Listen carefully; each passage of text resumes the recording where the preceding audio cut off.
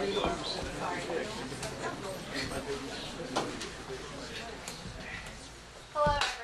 my name is Caitlin Louie and I'm the president of the student government.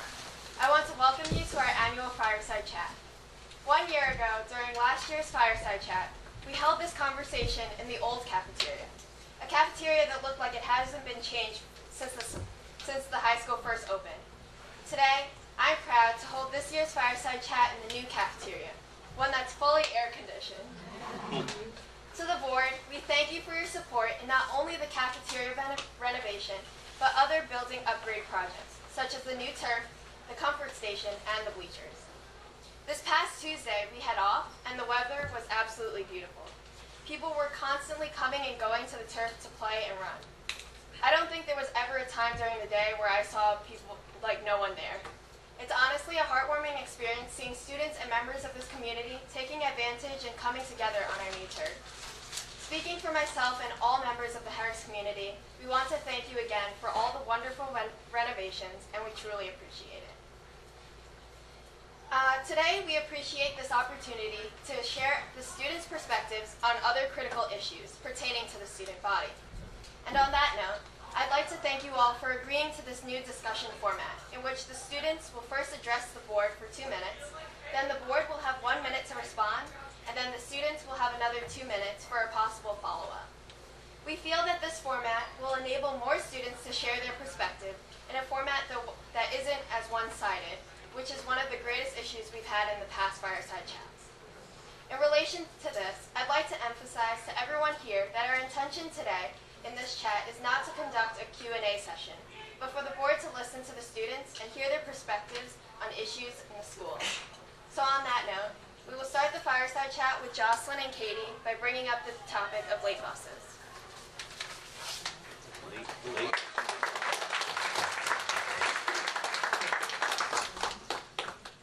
So Jocelyn and I have to walk home every day, and oftentimes, especially during the winter, when we have clubs after school, it can get very dark very soon. So probably around like 4:30, the sun is already almost down, and it's also very cold outside. And our walk is about 20 minutes away. And oftentimes we have to miss out on some clubs due to the fact that it gets extremely cold and that it gets really dark outside, and we want to get home as soon as possible so that we can get started on our homework and any other school things we have. And just to be clear, this isn't for the shortening of the radius for the bus stops, but it's for, well, we understand how it must feel for people to walk home, like even at a farther distance from us, if they have sports or extracurriculars after school. In addition, it's not very uncommon for schools on Long Island to have late buses. Schools like Hicksville, Grand Isle, and East Meadow all have late bus schedules to which students can take the bus whenever. Oh, and the library here closes at 4:30 every day or earlier, depending on what happens there. And if students are waiting to be picked up after school, we see like kids like doing homework at the front because the library has closed and they have to wait for their parents to get there. So it'd be a lot more productive if they could get home earlier and do their homework at home instead of staying here and waiting for their parents.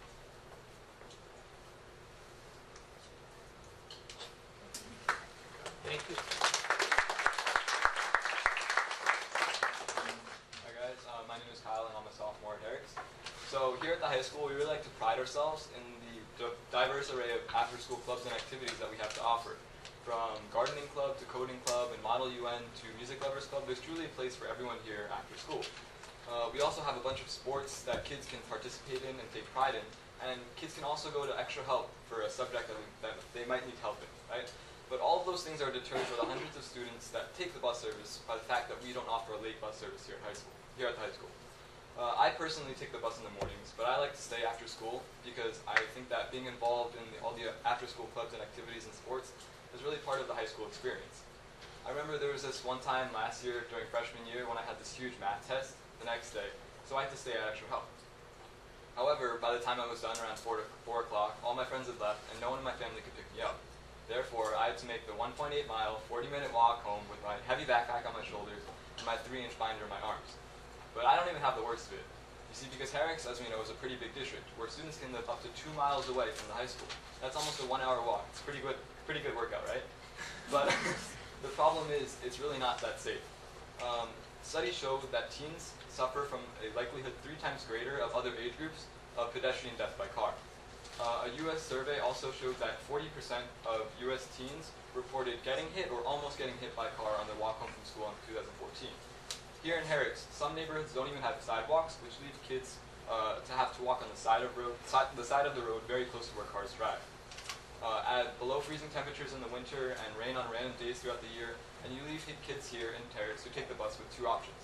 They can either rush to take the 2:57 bus back home and get home safely but miss all after-school activities, or they can stay and participate in a club, extra help, or sport, and then have to risk having to make that 1-mile journey back home.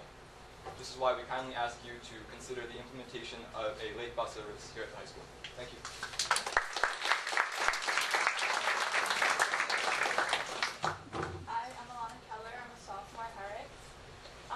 I have to walk home through the majority of the year, no matter if it's like raining, snowing, if it's icy out.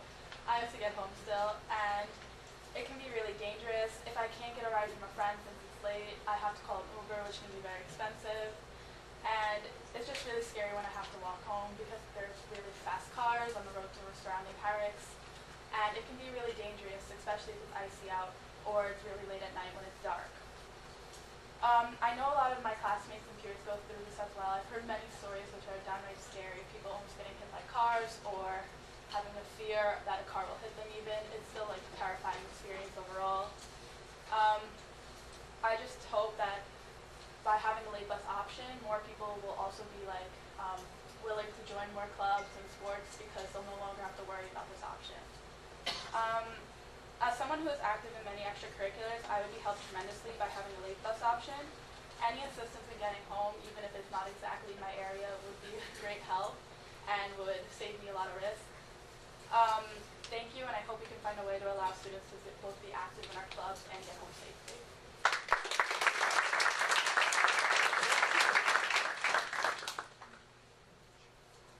Would you like to respond?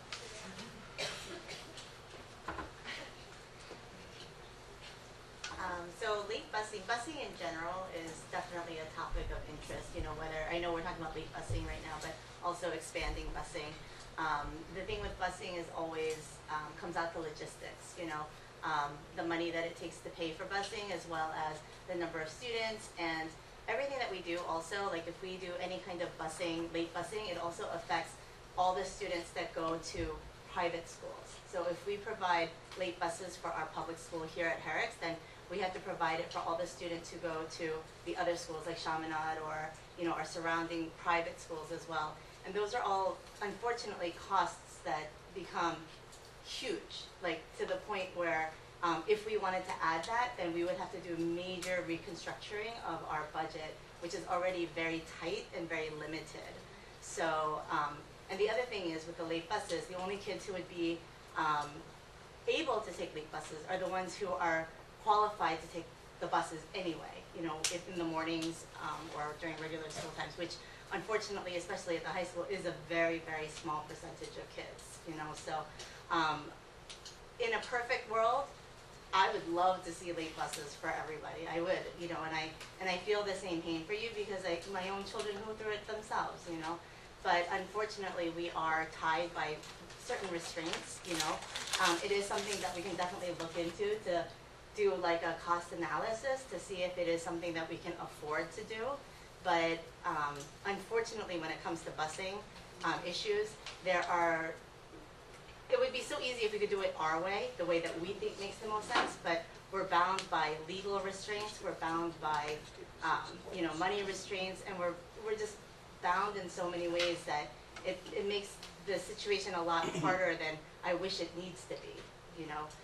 But I don't know, is there anything else that? I think we used up our minute, right? So I think you said it well. You know, unfortunately, it's not as easy as it sounds. And the main problem is the finances. And as Ms. Chin said, if we provided late buses to our students here at Herricks High School, we're bound by law to also provide that same service to all the students that live in the district that attend private and parochial schools. So you're talking about many buses, many bus drivers. But someone commented about the library closing at 4:30. Would it be helpful if we looked into keeping the library open later? Is that something you'd want us to look into? Okay. That might be a happy compromise. Is the cafeteria not open until this, you know, if the library is closed, the space is open here for them to do homework as well, right? Yes. So they're not just limited. Are they cleaning it? Well, the library has computers and printers, and Right. it's also a much quieter place to work. Okay, that makes sense. We'll look into that. Okay, so thank you for listening to our concerns about buses, and we'll go into Wi-Fi.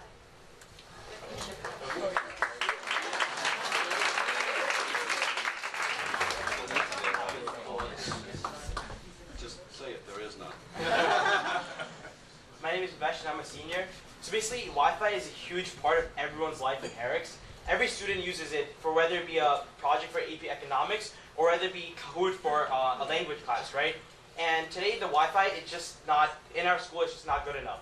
Like I was working on a project for virtual enterprise and it was due the day after. And yeah, we had class time to do it in class. Guess what happened? The Wi-Fi just didn't work.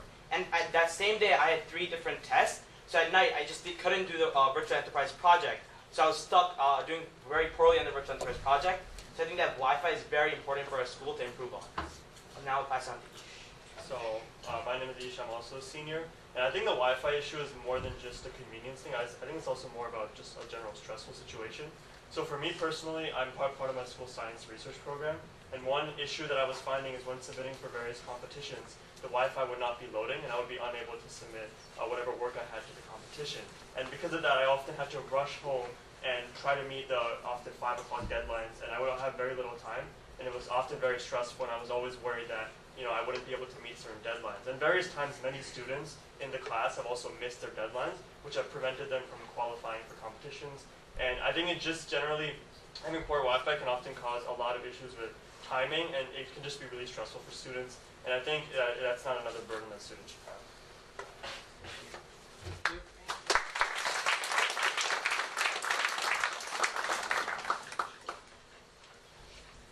Hi everyone, my name is Akshal Shah and I'm a sophomore. So Ish and Bhavesh basically summed everything up, but in my opinion, I've experienced that a major area where I have noticed a problem with Wi-Fi is the language hallway, which is the 300 hallway. So for example, in French class, we often use online platforms such as Quizlet or Kahoot to practice our vocabulary for quizzes or upcoming tests. However, this terrible Wi-Fi in that hallway poses an inconvenience to such technology-based activities. So, like to explain, instead of spending valuable class time learning, learning your vocab or practicing like grammar or other stuff, we have to waste time on trying to fix the Wi-Fi issue or trying to collaborate with other students. And so basically, there's usually only 1 or 2 students in that hallway who have service or Wi-Fi. So we all have to like work on one person's phone instead of working individually, which really doesn't help with the actual learning process. So I think this is becoming a very pressing issue. And it has really come to the point where this Wi-Fi issue has really started to impact our education, and it's not, as Ish mentioned, it's not just an inconvenience anymore. Thank you.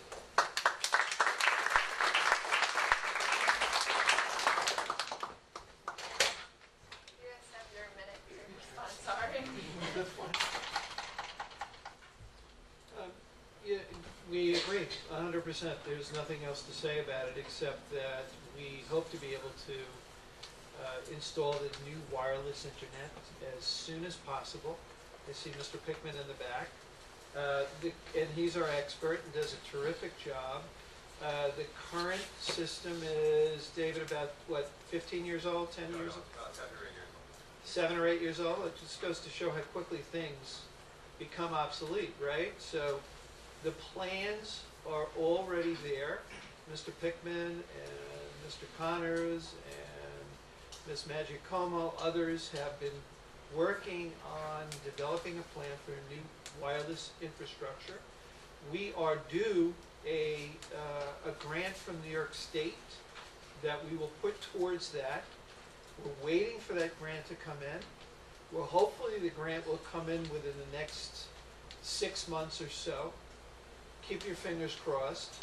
And in addition, We are planning on putting some of our budget in our proposal. We're planning on putting some of our general budget funds towards beginning the process so we don't have to wait too long.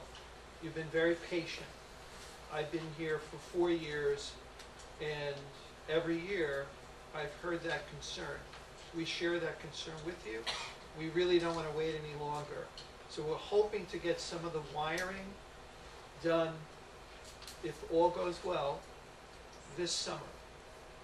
And so the process will begin soon. And the capability will be enormous. And David has, Mr. Pickman has the technical details of the capacity now versus what's in the plan in terms of the capacity. I don't want to quote exact numbers because we haven't done it yet, but briefly right now at the high school we have about 27 access points on our current wireless network. Each access point is capable of handling about 30 devices and 30 connections. Think about that. That's not a lot. In this building alone right now, and I did the numbers, we have over 800 Chromebooks in mobile carts that travel throughout the building. If we have all of those Chromebooks out and about throughout the day, there's no other capacity available for anybody else in the building, believe it or not. Now, how many of you come into school with your cell phones every day? I hope everybody's hand goes up. As soon as you walk in the building and your phone tries to connect to the wireless, even if you don't log into it or connect, it takes up a connection. So the problem we're having at the high school here is that we have way too many devices for the wireless network we have. If you'll notice the way our network is structured right now, and it's the same way in all of our buildings, we have wireless access points going down the hallways. The longest hallways probably have 4 access points. So you're looking at maybe 120 devices connecting in that hallway. If you're in the language wing, which is where teachers use the carts quite often, if they roll in 3 carts in that one wing, there's 90 connections. And all your phones, teachers and students. So that's where the problem lies. With the new capacity, with the new network we're putting in, each wireless device will be able to handle close to 150 connections. And we'll have one in almost every classroom in the building, in the district. So every learning space will have it. So that's the plan. But like Dr. Solano explained, we're stuck at the state level right now waiting for approval on the plan to release the money so we can get started with it. I am as upset about this problem as any of you in this room. I would love to see it resolved and hope to do it before I retire.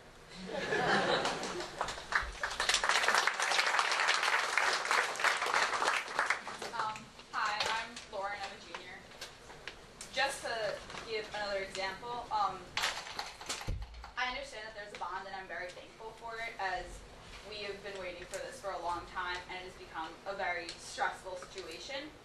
And I might think it's time to look for an alternative solution, since I have it was a very stressful time, especially around midterms, besides in everyday class, but I'm again nervous for finals time when it comes. But many times when teachers assign work to be completed in class, it can't be completed because we are waiting for computers to connect and for them to load.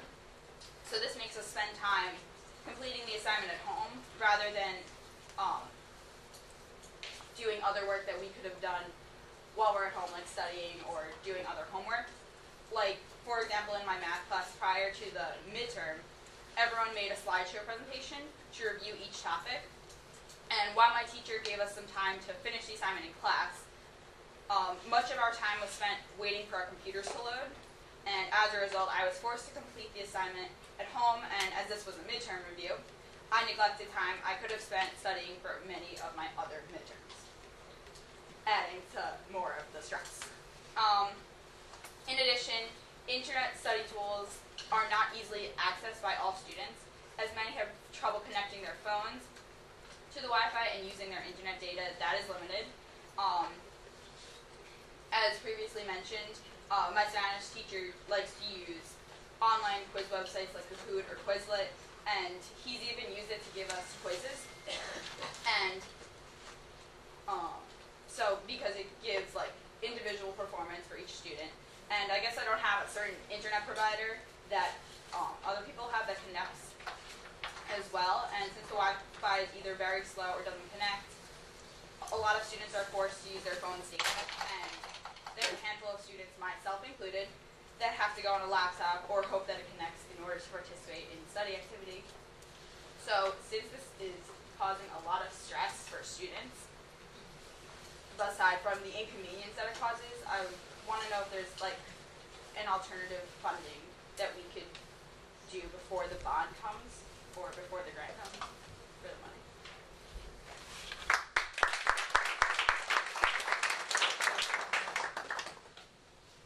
Okay, so now we'll move on to the next topic, which is bathrooms.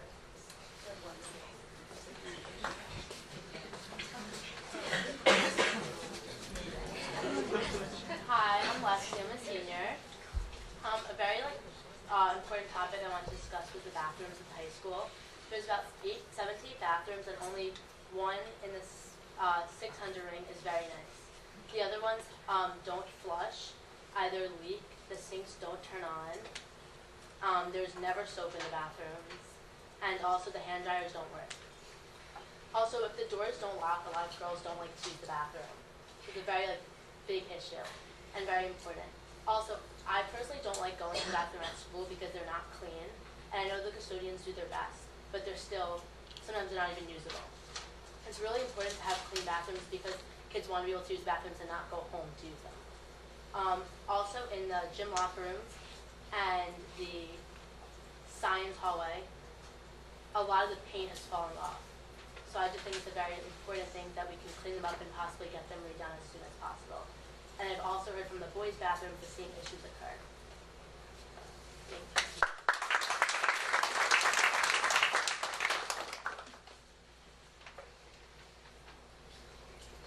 Hi, I'm Miriam, Junior.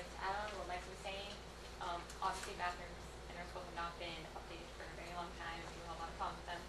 So I'm going to specifically talk about the locker room bathrooms. So I play on the soccer team here, and this year our practice started at 3:15, so I had to get dressed, get ready, get down to the field in like 10, 15 minutes. And I try to use the locker room bathrooms, but the doors don't lock, the toilets don't flush, they're always leaking, the sinks don't work. And it's a big problem because I always end up having to run to another bathroom, and something makes me late for practice. And like in the school, we're making tons of renovations, like the beautiful cafeteria, the fitness center, the field, and I just think that bathrooms are such an important part of a school community, and they should be nice like the rest of the school.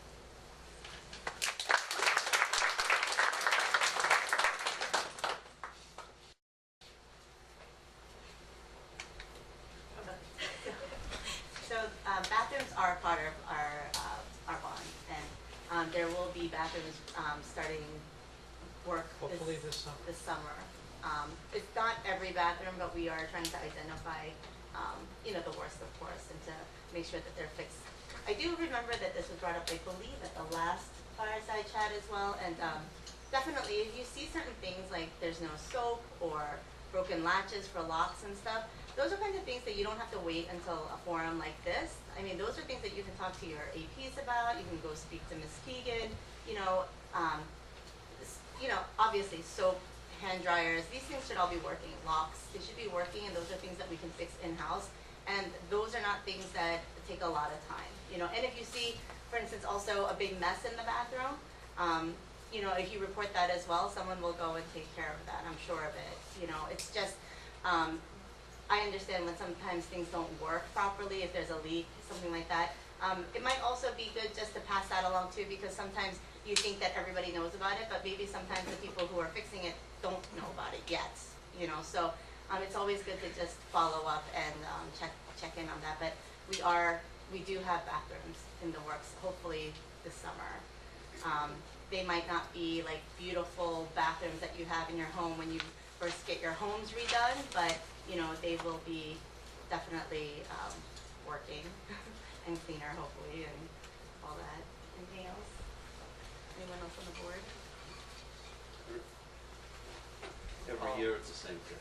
Yeah. It's not right. Yeah, but definitely when it comes to cleanliness or run out of soap or those kind of things, please speak to, one of the adults in the building, and, they'll help get that taken care of.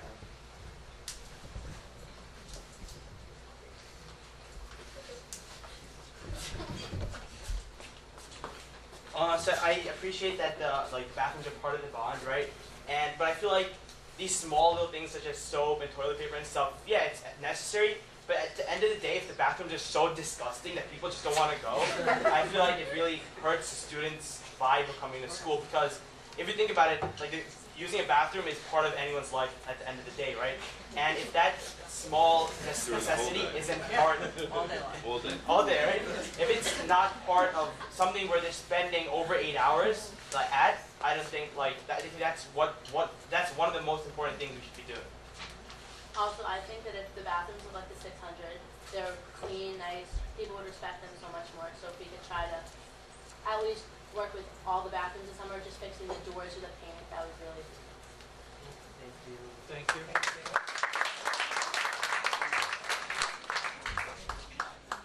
So I'm Simon. I'm also a senior. So in response to your comment about talking to administration about soap things and soap and keeping the bathrooms clean, we feel that although these are small issues, they're really just band-aid solutions. And at the end of the day, we need a permanent solution in regards to renovating the bathroom completely. Because at this point, a lot of the cleanliness has to do with the actual materials that go into the bathroom. Many of the sinks are made of this formica, which is a very absorbent material, and even though our custodian staff does their best, it's very difficult to clean, as well as the wallpaper and walls are very old, which just generally don't provide a conducive atmosphere. And at this point, we need a more permanent solution rather than just band-aiding and fixing things whenever they pop up, because the bathrooms are just that old.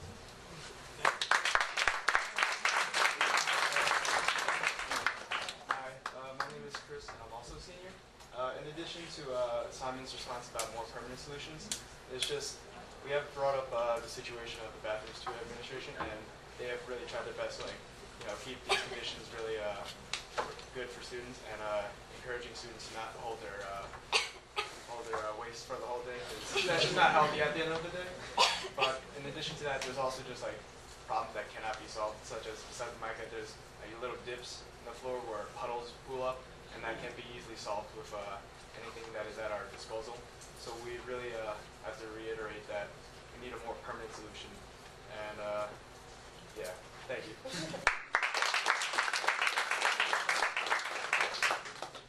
So our next topic will be about building security.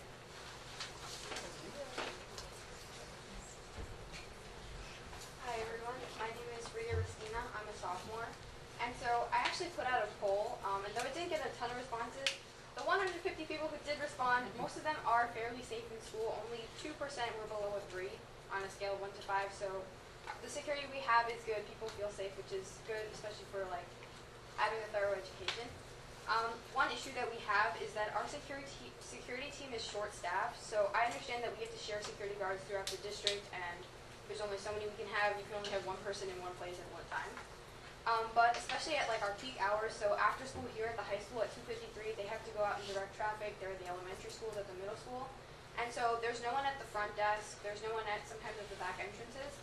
And this is also a problem in the morning. Last year we used to have the 200 wing door, which is right behind the cafeteria, was another entrance that students can use. It's really conveniently connected to a walkway. I use it too. I walk to school. And this was open, it was available because we didn't have the ID checks, and even at the end of the year when we implemented them, there was a guard. This year, I guess due to shortages of guards, there's one in the front, one in the back, but there's no one at the 200 wing door, so one of our English teachers, Miss Nelson, is in charge of that door. But she only gets there at 7:30, and sometimes she has students who she has to do extra help with, she has other commitments, she's a teacher, she has things to get done. And so if we could have just one more security guard there, I think it'd be a lot easier for a lot of students, and just addressing the overall issue of having increasing our security team for positions like the front door, after school for later hours, things with games and other after school activities going on. I think it really helps students, and just for those who don't feel safe, it'll increase that level. Thank you. Thank you.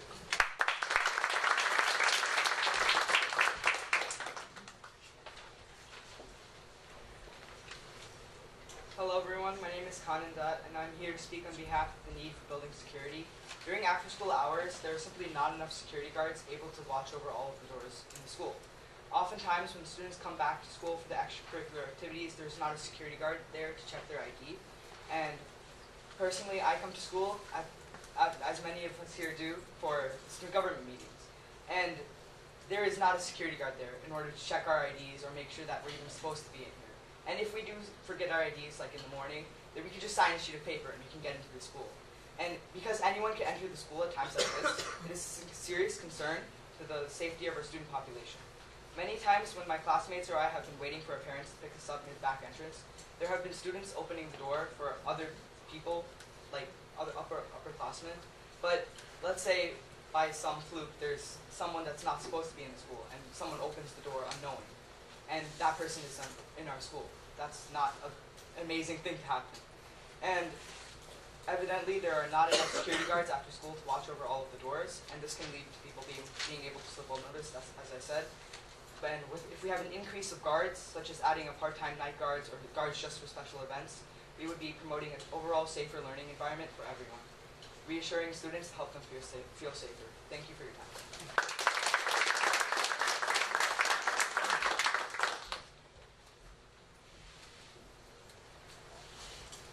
So in our budget proposal, we'll be talking about after the break, there is a proposal to add additional security guard time. So we'll be discussing that with the board because we want to reach a level that people feel comfortable with.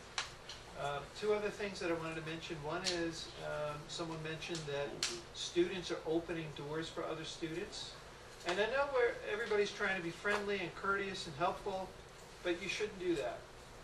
Because I agree, that's a breach of security.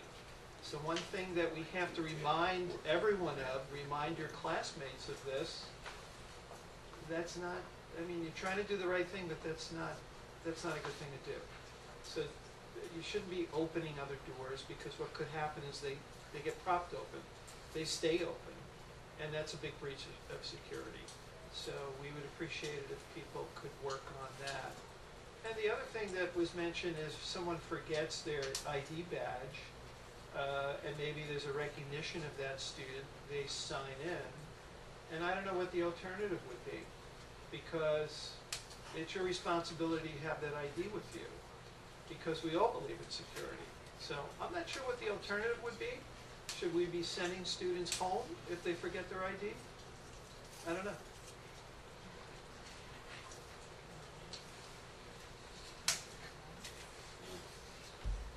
My name is Lisa, I'm a senior, and just to respond about the helping people get into the school. After school, when there are no guards here, and we're just in general times when people are trying to get in, we as students are taught to be courteous to our peers, and so we do try to let them in, because I know a lot of times I've had dance rehearsals in the studio, and I have to come in through the back door because I live closer to the back, and it's locked. So I hope that someone will open it. Otherwise, I have to walk around the entire perimeter of the school to reach the front, and then I have to go back in through the gyms. So I think having security guards there that will be able to do that in their capacity. What time period are you talking about? Like after school, I leave school at 3, and then I come back at like 4:30 for rehearsals. There's no security guard at 4:30? No, like in the back. I've The had back door. In the back door. In the back door, it's usually locked. Because there's no security. Thank you. Hi, it's Lauren Keller again, and I just want to say in response to like what you should do if someone doesn't have their own card.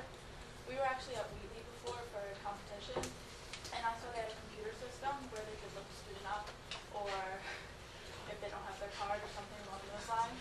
So I think it would just be effective that instead of just signing a piece of paper, if you don't have your card, the guard could look your name up on the database, see your picture, and say, okay, you're clearly a student here, you can come in. I just think that would be an effective solution. Thank you. I actually think that those are all really good ideas and definitely things that we can discuss, not difficult fixes necessarily. But as Dr. Solano mentioned, the one thing is if you do see a door locked or something, and I know it is inconvenient, but a lot of these security measures are going to be inconvenient. You know, like, so even last year when we implemented the whole ID card thing, it was an inconvenience. But at the end of the day, I'm sure that you'll all agree that, you know, it's for our safety. So if you do see a locked door, you know, I will ask, as inconvenient as it is, to go around to the door that you're supposed to go to. You know, not wait for someone to open it. Because not only is the person who's waiting for the door to be open, they're putting somebody else into an uneasy situation, because then the person who's at the door who can open it from the inside, they're now faced with, do I do what something to be nice, which, all of us at any time, at any given time would do that. But at the same time, then you yourself are also breaking a rule. So as we do find the right answers to all of the security issues, and we're all 100% with you. Everything that I've heard so far, I think they're excellent, excellent ideas. But, certain things like that, I will ask that, just for the respect of the school and the rules and your fellow peers, please, if you see that you're not supposed to be using a certain door, don't use the door. Go around to the door that you're supposed to be using. And until we are able to put guards where they're supposed to be at certain places and times, until all that gets into place, then at least, help us with those security measures, help us not to breach those security measures. But I think everything that I heard so far, especially about security, is definitely points that are well taken from all of us. Okay, thank you so much for listening to our concerns. The last topic we have is mental health.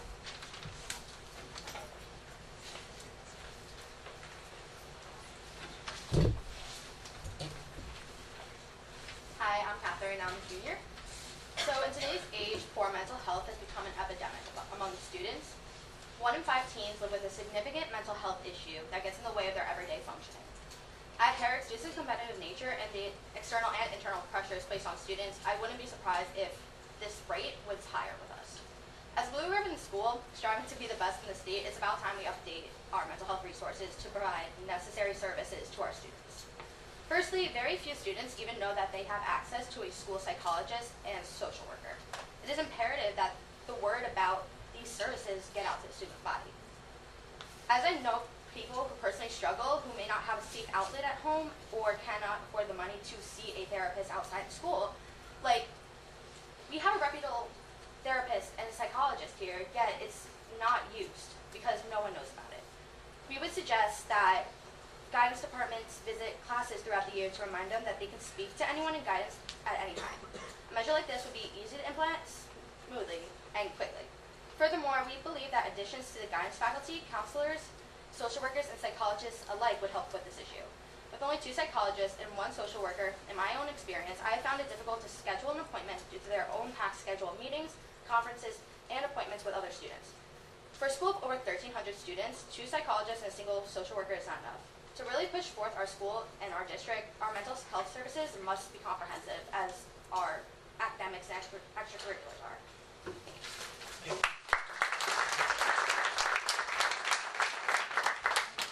Good evening, my name is Brian, I'm a freshman. Tonight I would like to talk about the need for more resources to talk to at the high school.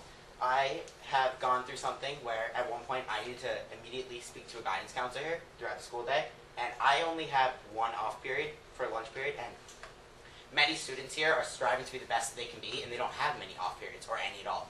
And one potential resource that I think we could really use is being able to visit guidance counselors or anyone we need to before or after school hours. It would really give us a greater chance to meet when we need to and to be able to acknowledge the fact that they can help us, but we can't always collaborate together to be able to get the help we need. In addition, if we have more guidance counselors, more psychologists, and more therapists, as Catherine said, we will then be able to have more opportunities to meet. That day that I needed to speak to somebody about something, my 1 off period that I had, where I had to do something every other period, my counselor was currently in a meeting with another student. And there were not enough other current resources that could help me at that exact time.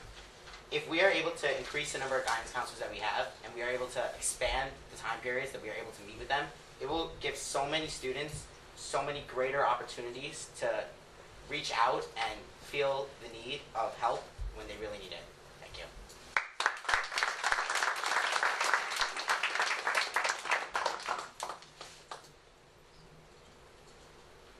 I agree. I do. I mean, if you look at all of the troubles that have occurred in all of the other schools, major shootings and whatnot, it always stems back to mental health. It's an epidemic that's right now, I think we're just at the tip of the iceberg. As someone said, I think that, it is very likely that the percentages are higher, not just at Herricks, but overall on a national and even on a worldly rate, because so many people do go undiagnosed. I believe that Dr. Solano will be talking about with us in the budget of adding more social workers. Something that someone mentioned, maybe having access before or after school. I think that's definitely something that we can look into to see if that is a possibility. I think that's a great idea as well. We'll have to see if we have the resources to do that, if we have the staffing to do that, or if it's something that when we are looking for new staffing, if it's something that we can implement. But I definitely think that that's a very possible idea. I also think that just on a human level, like if you do speak to one of your guidance counselors or social workers or even one of your teachers, most people, even if they don't have bound office hours or whatnot, would probably be able to try to accommodate you in one way or another, whether it's during your off period, before school, after school, try to work with you in a way. And even if you end up, I don't know, I'm going out on a limb, I don't know, but I would think that you would be able to miss a period and go see somebody and they would, excuse you from that, especially if you feel that you need to speak to someone. I don't think that anybody would ever hold that against you. But it is definitely something that, we are all learning about, and that, our district is trying really hard, not just at the high school level, but even at the elementary school, at the middle school, and here at the high school, to really implement more social and emotional learning, more development for the staff as well, so that, it's not only social workers and psychologists, but even your teachers and your aides and your, even your lunch monitors, everybody to be part of the team, because we're all part of it, every staff in this building is there for every student in this building, and in the buildings that they represent. So, it doesn't have to only be a social worker, but I totally agree that, if there's little fixes that we can make, like trying to extend their hours and stuff, that is definitely something that I think that would be worthwhile to look into. But just in general, we try to add as many programs for the students at every level, again, more staff development for the staff members, all these things, and if you guys have more ideas about that too, I think that would be very worthwhile as well. But it is definitely in the forefront of our thoughts.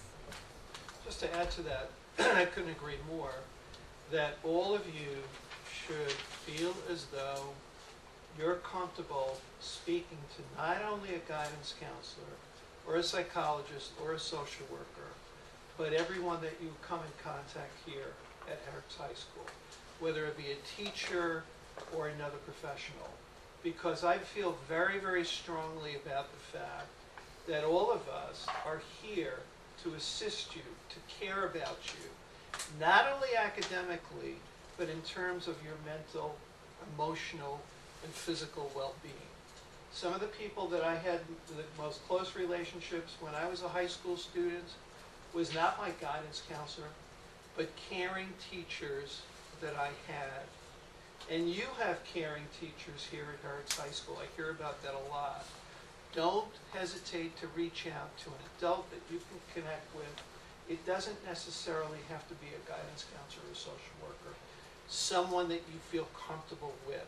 We are here for you. Everyone is. And you should feel comfortable knowing that. But we are going to look at our staff of mental health professionals.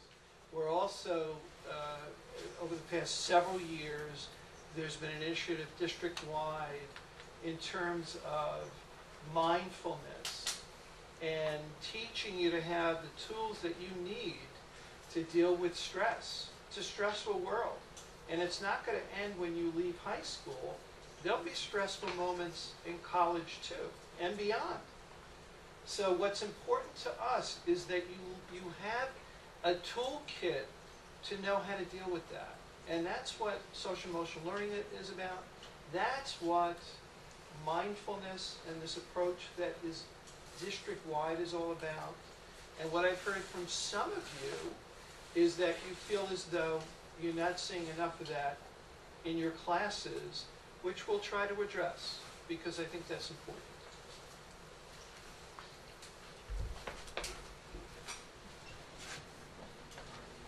So we're just going to follow up on that.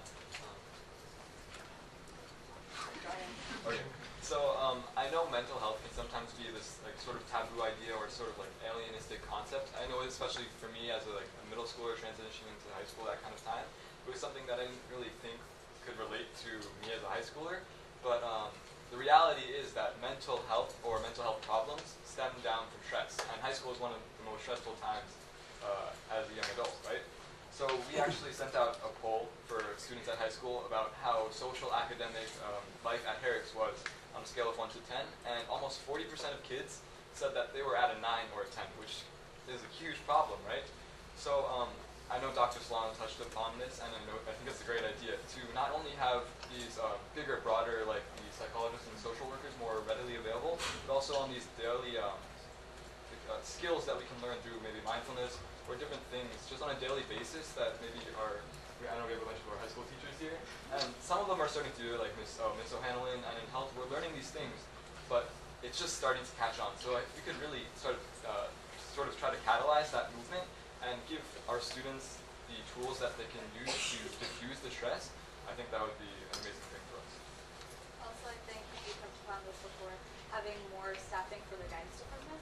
Our guidance department takes a lot of responsibility, and I know a lot of juniors and seniors take up a lot of their time for college planning, sending out our scores and helping us get to our dream school, and a lot of that time that they could be spending on helping us with our emotional stress is being put into that academic aspect. So having possibly like distinctions like college counselors versus guidance counselors, or possibly just more guidance counselors that are available readily to talk to us. Yeah, back to the expanding the staff in the guidance department. I definitely appreciate how teachers are trying to be integrated into the helping students' mental health, but I still worry that, you know, if a student were to go to a teacher and say they're contemplating committing suicide or some other like very tragic event that's really hurtful to themselves, someone else, etc., it's worrisome to me how that teacher will go about that, because that should be left. I think the teacher should help, but like to leave it in the hands and not directly like urge the guidance department, especially social workers and psychologists, to take up the issue, it just might leave a bad taste in whoever's mouth it is, and nothing good will come out of that.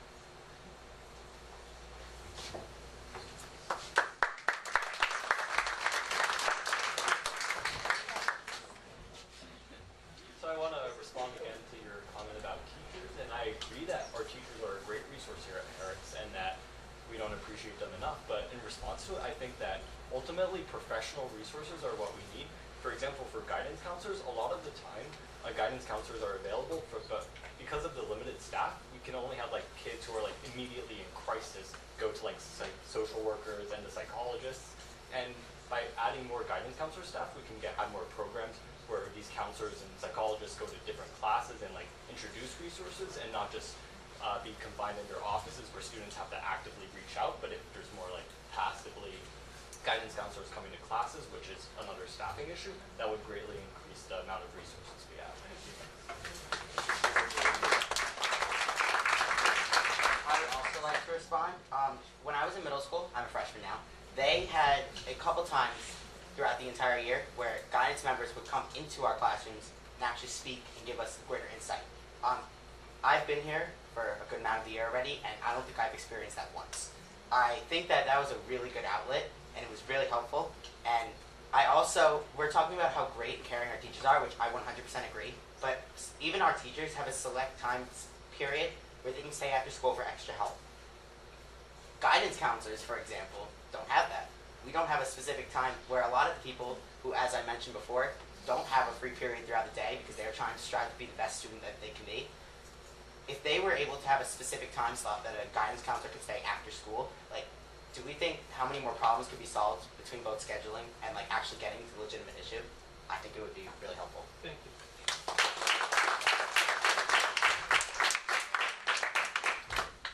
So in conclusion, we'd really like to thank all the students, the teachers, administrators, and members of the board who came and participated in the Fireside Chat. We truly appreciate the opportunity to share our student views. And we'd really like to especially thank you, the board, for allowing us to change the Fireside Chat format. We seriously really appreciate that you have followed the format because for us students, we feel as this is a more effective way for proposing our concerns. We hope this continues for future fireside chats because it's through these discussions and conversations that make our school and community a better place. So we want to thank everyone for their time today.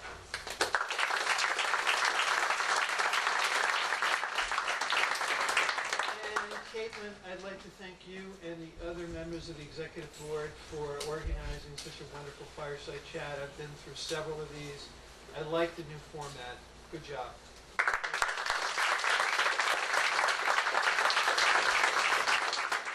And I'd like to thank the kids for their eloquence and their clarity with their questions. Did a great job. Thank you. Thank you all.